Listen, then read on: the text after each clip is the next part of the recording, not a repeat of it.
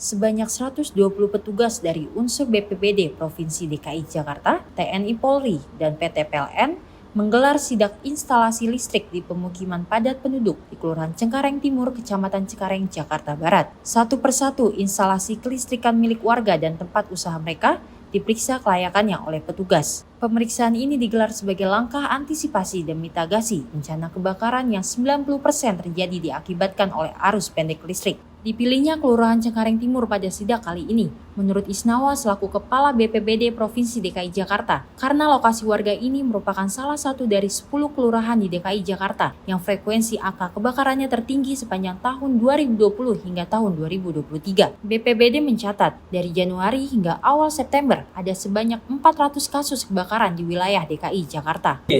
Yang pernah juga dilakukan, pasti teman-teman dari PLN ahli konsul akan mengecek instalasi listriknya. Apakah misalnya meterannya sesuai dengan penggunaan listriknya atau enggak, ya kan? Kalau sesuai pasti sudah selesai. Tapi kalau seandainya ditemukan dari sesuatu kejanggalan, misalnya ada konveksi, kok meterannya itu seperti meteran rumah biasa, padahal mereka menggunakan instalasi listriknya kan volume listriknya cukup tinggi. Nah ini tentunya akan menjadi tugas teman-teman dari PLN ahli konsul mengecek lebih dalam lagi. Kalau nanti ditemukan pelanggaran, ya silakan nanti dengan ketentuan dari PLN untuk melakukan pengenaan sanksi kepada yang bersangkutan.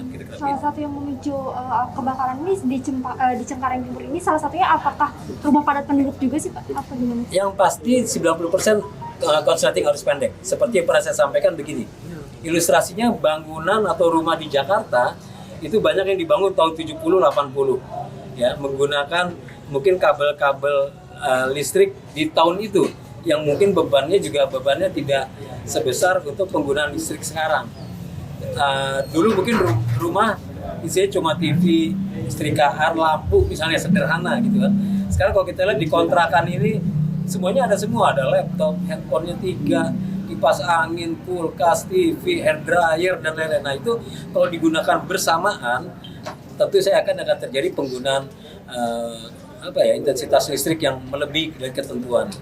Ditambah lagi, seperti saya pernah sampaikan, pada saat kami meninjau lokasi kebakaran, kita menemukan kayak kabel-kabel kecil, ya, serabut-serabut yang saya yakin itu kalau konslet dan mungkin juga sudah tua itu pasti akan menyebabkan kebakaran. Ini harus kita antisipasi. Di luar itu juga ada misalnya penggunaan rokok, membakar sampah, ya kan, ataupun lupa mematikan kompor, atau juga ditemukan ada tabung gas yang penggunaannya salah. Nah itu tentunya harus jadi perhatian kita. Artinya kegiatan itu pada sifatnya edukasi ya? Iya, selain edukasi ya juga ada penindakan. Ya kan, kita nggak mungkin kalau ada warga yang tidak menggunakan ketentuan kita diamkan, karena tadi akan berpotensi membahayakan tetangga-tetangganya.